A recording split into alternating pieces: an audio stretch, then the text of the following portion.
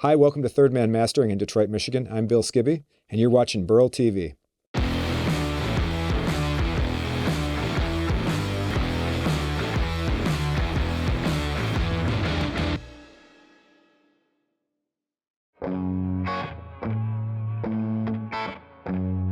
I'm the head mastering engineer here at Third Man Mastering. I'm in charge of cutting lacquers and mastering records.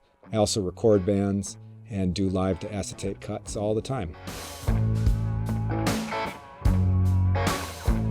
I've been making records since the early 90s, and I came up through Steve Albini's studio in Chicago. I had a band with my wife called Jaks, Jaks, and we had recorded a record with Steve Albini. We moved to Chicago in the early 90s. We were from Ann Arbor originally, and then we moved there in the early 90s, and our band broke up, as they do, and my wife and I were really, really sick of having to live with our bandmates. And it was just at that time that Albini had started to build his recording studio, and he called me up and said, "Hey, I know you're handy with your hands. Do you want to come over to Electrical Audio and help me build this place?" And it was kind of perfect timing because I had lost my job, and I was like, yeah, this is going to be great. I'll go in and build this recording studio. And things kind of progressed from there, and both my wife and I ended up working in the studio. By the end of the 90s, we had kind of outgrown working at Electrical Audio. We had a lot of independent work coming in, and so my wife and I were like, let's build a recording studio. And we ended up moving back to Michigan and buying a building on the West Coast in a city called Benton Harbor and building Key Club Recording, which we worked in for 20 years together. We made a lot of records out there. And it was in that time that I started working with Jack. We had kind of known mutual friends through the Detroit music scene in our early time in Ann Arbor. And then we had started producing records for bands like The Kills, and Allison, the singer of The Kills, of course, was in Dead Weather with Jack, so we did a record for those guys. And then probably about I think it was 2016, I was back in Detroit looking to build kind of an annex studio over here. I had some friends investing from New York, and they had called me and said, "Hey, will you come look at the space?" And I was back in Detroit, and Jack heard I was here, and he called me up and he said, "Hey, what are you doing back in Detroit?" I said, "Oh, I'm looking to build a studio. You want to build one?" He said, "No, I don't want to." And we talked for a little while, and at the end of the conversation, he said to me, "Hey, do you want to start a studio together?" And I said, "Well, I just asked you." And he said, "No, it's a different kind of studio. Go by Third Man, meet up with Ro, who's the manager over here, and he'll show you the room that we've got built. You tell me what you think." And so I walked into this room right here, and the mastering studio was all set up. There was a cutting lathe and this amazing mastering console sitting here and nobody to run it. And he said, "Hey, do you want to start a mastering studio with me and start mastering records?" And I was like, absolutely.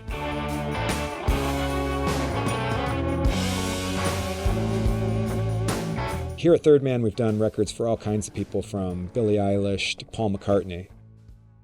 We're doing a lot of things for Blue Note and Impulse and a few of those labels. So we'll do like Donald Byrd. I did a record for Marcus Belgrave called Gemini, and that was for Carl Craig. And we've done all kinds of things like that. We'll do reissues of all kinds of different records and modern records. I mean, I think maybe we pressed some of the Taylor Swift records. There are things like that coming in all the time. And the way that those big record labels work when you're dealing with major artists is that they'll do a certain amount of pressing at different record pressing plants, and we're always happy to do all that.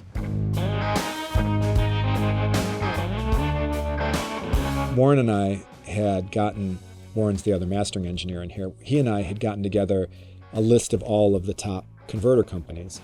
And through friends at Vintage King, we had pulled in all the different converters, and we set them all up, and we orchestrated this test where we sent the same signals out and through, did round trips through everything. And we did different styles of music, different genres, and then we rated them.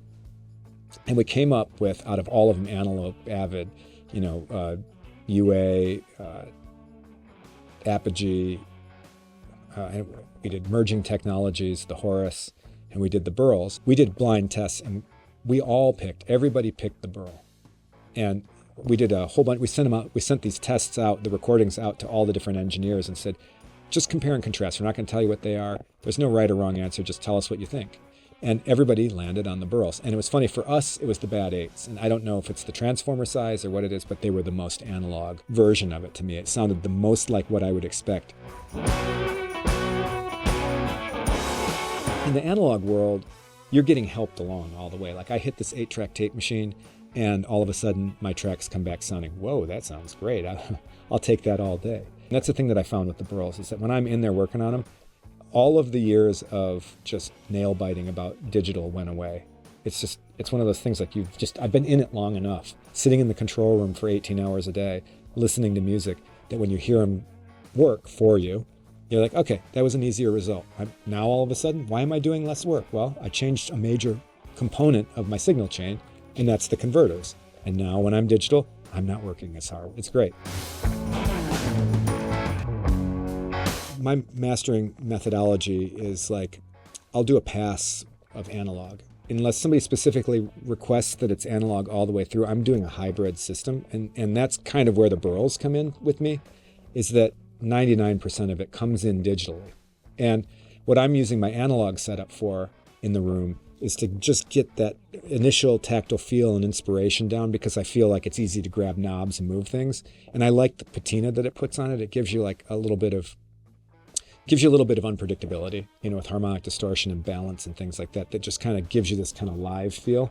But I'll pass through my analog setup and then go back in, and then I always do like my maximization and final EQ tweaks in the computer. That's where our Burls come in, is that I'm using them I'll take the files in, and then I'm sending out through my analog rig and coming back in, so we're fully Burl out and Burl back in. The Burl electronics are really interesting to me because I know that Rich is a great audio designer, and he's made his own, discrete op amps, and he's got his own custom-made transformers inside of the Burls. And I mean, he's talked in length about the conversion process as well, and clocking from a person who builds analog audio gear. I know what a transformer can do to a signal, and in my own gear, we've spent years prototyping transformers and getting them to be right, because they're one of the most key components in saturation of audio and tone shifting. You put a different transformer in and you've changed the tone altogether. And so I think, paying attention to that detail, and then in places where you need them, running a discrete op amp is a fantastic for audio. It's like the discrete op amp is, operating on a higher power supply rail, so it can handle transients and peaks better. It's faster than a lot of chips, and having those discrete components on board is just, your tolerances are completely different. It's musical. It's a musical way to build. And that was something that, in a lot of these old consoles, Neve, and in the stuff that I make, which is based off of Flickinger consoles, they had their own proprietary amplifiers, and they all sound different. Why a Neve sounds different than an API, it's because they're not using the same chips, because there aren't any standardized chips. They're using their own proprietary amplifier, which definitely affects the tone. And I think that's a big component. Transformers and op amps, and as well as the clocking and the way that Rich does the conversion. But I mean, from an analog standpoint, those are two big analog components.